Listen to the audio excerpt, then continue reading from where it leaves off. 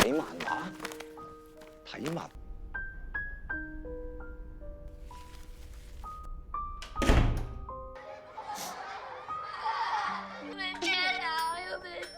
攞回頭錢啦！已經對你好好噶啦，我哋。Nagsimula ang movie sa isang nakaraan nang magpunta si Ilay sa rooftop, at isinigaw niya doon na Ilay isa kang basura at ipangako mo sa sarili mo na mag-aaral ka ng mabuti para makapag-aral ka sa HKU. At sa kasalukuyan ay makikita naman natin si Teacher Cheng na pinagsasabihan ang isang estudyanteng nakipag-away dahil itinulak niya ang kanyang isang kaklase na nambuli sa kanya, at pagkaalis ng estudyante ay tinext siya ng kanyang asawa na nagtatanong kung napirmahan na niya ang kanilang divorce paper. Samantala ay nakakuha naman ang janitor ng isang papel sa basurahan na may nakasulat na gusto ko nang mawala sa mundong ito, kaya't nang malaman ng mga teacher ay nagmeeting sila upang mahanap kung sino ang estudyanteng may-ari ng sulat upang matulungan ito ng school psychiatrist na si Helena. Ngunit sinabi ng isang teacher na kailangan nila itong ilihim upang hindi maapektuhan ang mga estudyante. At habang hawak ang sulat ay naalala ni Teacher Cheng si Ilay na nagsusulat sa isang diary. Pagkatapos ay ipinayo niya na humingi sila ng tulong sa isang mapagkakatiwalaang estudyante dahil maaaring kilala nito ang may-ari ng sulat. At sa bahay ay ikinumpara ni teacher ang sulat na nakita ng janitor sa mga sulat ng kanyang mga estudyante. Pagkatapos ay tiningnan niya ang isang bag na may laman na stuffed toy na hippopotamus at isang diary. At habang binabasa niya ang diary ay ipinakita si Ilay Cheng. Sinabi nito na nanood kami ng performance ng kapatid kong si Alan sa school, at narinig ko sila papa na pinupuri nila si Alan dahil napakatalino nito. At sinabi ng principal kila papa na kaya naging matalino ang isa nilang estudyante sa English ay dahil palagi itong nagsusulat ng diary araw-araw. Pagkatapos ay sinabi ni Ilay sa kanyang mama na mama your cup of water. At sa kotse ay sinabi ng kanyang papa na glass of water at hindi cup. Huwag ka nang nag-e-English kung hindi mo naman alam, basura ka. Kinagabihan ay nabasa ni Ilay sa Pirate Comics ang salitang laban lang, at isang araw ay makakamtan mo din ang gusto mong maging paglaki mo, at huwag kang susuko. Pagkatapos ay pinaghahampas siya ng kanyang ama nang mahuli na nagbabasa siya ng comics, at pagkatapon niya ng nagkapunit-punit na comics na pinaghahampas sa kanya ay pinagsaran siya nito ng pinto, at makikita din natin na nagkasugat siya sa kanyang kamay. Kinabukasan pagkasigaw sa rooftop ay bumili siya ng isang diary upang maging matalino na siya, at nang hindi na siya sinasaktan ng kanyang ama. Isang umaga ay tumulong si Ilay na maghanda ng breakfast, at habang kumakain sila ay nangako si Ilay na mag-aaral na siya ng mabuti upang makasama siya sa top 10, at sinabi ng kanyang ama na pilitin mong maka-top 15 at lilibot tayo sa Disneyland, at kapag nagawa mo iyon ay bibigyan na din kita ng malaking baon kagaya ng sa kapatid mo. Makaraan ng ilang linggo ay ipinaalam ng teacher ni Ilay kay Heidi na nakakuha lang average score si Ilay sa exam nito at kinakailangan nitong mag-ulit, kaya't habang papauwi ay naiyak si Heidi dahil natatakot siya kapag nalaman ito ng ama ni Ilay. At pagka-uwi ay nadatnan nila ang principal ng HKU sa kanilang bahay upang sabihin na nakapasa si Alan na makapasok sa kanilang kilalang eskwelahan. Pagkatapos ay nag-dinner sila Alan sa labas kasama ang kanilang mga magulang at ang principal habang iniwan nila si Ilay sa katulong na kumakain ng mag-isa, at makikitang desperado na sa pag-aaral ang kaawa-awang si Ilay upang tumaas lang ang kanyang grades.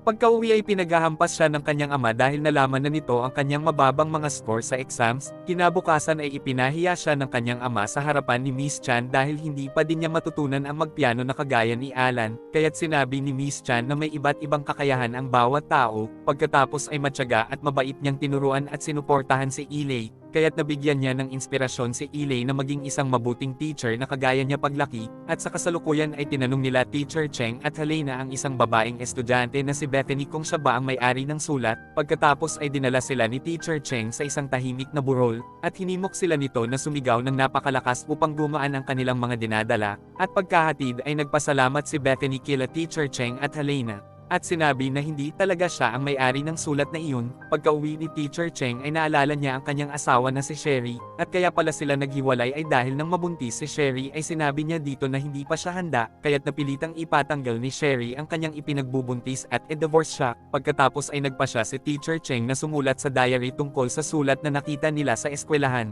at kung gaano ito nakaapekto sa kanya dahil naaalala niya ang mga nangyari noon sa kanyang pagkabata. At sa nakaraan ay nalaman ni Ilay sa balita na binawi na ng author ng Pirate Comics ang sarili nitong buhay, kaya't nang dahil dito ay sobrang sumama ang loob ni Ilay at nagkasakit na din siya habang nag-aaral, kaya't nagalit sa kanya ang kanyang ina nang ipatawag ito ng kanyang teacher, at sa daan ay sinabi niya kay Heidi na nahihirapan na siyang makatulog sa gabi at dalhin na siya sa isang psychiatrist, ngunit binaliwala lang siya nito, at habang binabasa ang comics ay hindi niya lubos maisip kung bakit ginawa iyon ng author, at naisip niya na baka nabigo lang ang author na matupad ang kanyang pangarap. Kinabukasan sa klase ay nakatulog si Ilay nang dahil sa stress, kaya't pinagalitan at pinarusahan siya ng kanilang teacher, at habang umiiyak ay pinagtawanan at niloko siya ng kanyang mga kaklase, at sa bahay ay nag-iiyak na naman si Ilay dahil pinagkukuha na ang kanyang mga paboritong mga laruan, at ibibili na lang siya ng mga bago kung tataas ang kanyang mga grades, at dahil hindi pa din siya natututong magpiano kaya't kumuha na ng bagong piano teacher ang kanyang ama, kaya't sumama ang kanyang loob at sinisi niya ang kanyang sarili, at nag-iiyak siya dahil nawala na ang mabait niyang teacher na si Miss Chan,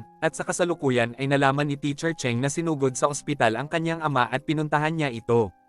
At nang makita niya na okay naman pala ang kanyang ama ay agad na din siyang umalis kahit na ipinaalam pa sa kanya na delikado na ang kalagayan nito, at sa nakaraan ay nagpapaturo si Ilay kay Alan at bilang kapalit ay isasama siya nito sa isang sikretong lugar pagkatapos ng kanilang klase. Unang dinala ni Ilay si Alan sa isang tindahan kung saan ay bumili sila ng mga laruan gamit ang baon ni Alan, at pagkatapos ay pumunta na sila sa rooftop at hinimok niya si Alan na magsisigaw doon upang gumaan ang kanilang mga dinadala, ngunit bigla silang nahuli ng may-ari ng building, kaya't galit na galit at sinampal siya ng kanyang ina dahil inilagay niya sa panganib ang buhay ng kanyang nakababatang kapatid, at pinagbawalan din siya nito na sumama sa nalalapit na family trip sa USA, at pagkatapos ay sinisi siya nito sa mga problema nilang mag-asawa, at sinabi ni Heidi na kung hindi ka makakapasa ngayong taon ay itatakwil na kita, at nakita ni Alan ang lahat ng mga nangyari, pagkatapos ay ibinigay ni Ilay sa kanyang ama ang isang pamalo, ngunit ininsulto lang siya ng kanyang ama at sinabing wala kang plano sa kinabukasan mo. Habang umiiyak ay nangako si Ilay na mag-aaral siya kasama si Alan, talagang suko na ako sa iyo at hindi na kita papaluin dahil wala na din namang mangyayari. Bago matulog ay inakap ni Ilay ang natutulog na si Alan at saka umiyak.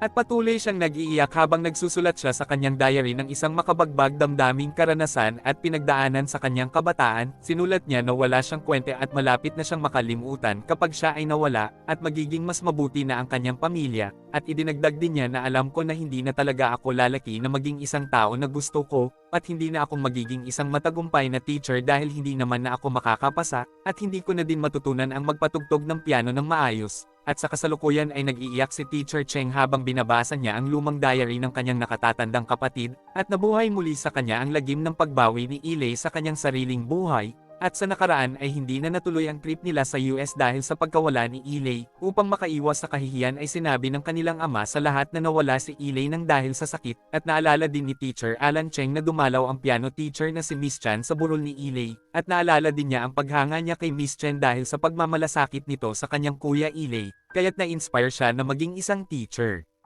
Pinagbago ng trahedya ang samahan ng kanilang pamilya at huminto na din si Alan na magpakitang gilas sa kanyang ama, at nagkaroon na din ng lakas ng loob si Heidi na makapaghiwalay sa kanyang mapang-abuso na asawa. Nagsulat si Teacher Cheng sa lumang diary habang naalala niya kung gaano siya nalungkot sa mga pangyayari hanggang sa makilala niya si Sherry. Alam din ni Sherry na hindi talaga masaya si Alan, at sa kasalukuyan ay nalaman ni Alan na nasa kritikal na kondisyon na talaga ang kanyang ama, kaya't sa wakas ay nag-iyakan na silang dalawa sa isa't isa habang inaalala nila si Ilay. Sinabi ng kanyang ama na palagi kong naalala na sinasabi sa akin ni Ilay na patawarin mo ako, at sa burol na kanyang ama ay ibinigay ni Teacher Cheng kay Sherry ang diary ni Ilay. Binasa ni Sherry ang diary kaya't naintindihan na niya ngayon si Teacher Alan kung bakit natatakot itong mag-umpisa ng sariling pamilya, kaya't nang dahil dito ay nag-usap na silang dalawa, at sa pagtatapos ng taon ay naghahangad pa din si Teacher Cheng na matulungan ang may-ari ng sulat at ang kahit sino man na may hinaharap na mga problema, at ibinigay din niya ang kanyang number kung gusto nila ng makakausap. Kinahaponan ay nakipagkita sa kanya ang may-ari ng sulat at nag-usap na sila, at sa huli ay nagdala ng mga bulaklak si Teacher Alan sa rooftop, at sa unang pagkakataon ay nakita niya ang kanyang yumaong kapatid na si Ilay doon mula nang mawala ito. At dito na po nagtatapos ang ating movie. Mag-subscribe ka na po Lods para sa magagandang mga movie na katulad nito. Maraming salamat po sa iyong panunood at pagsuporta. Ingat po palagi Lods. God bless.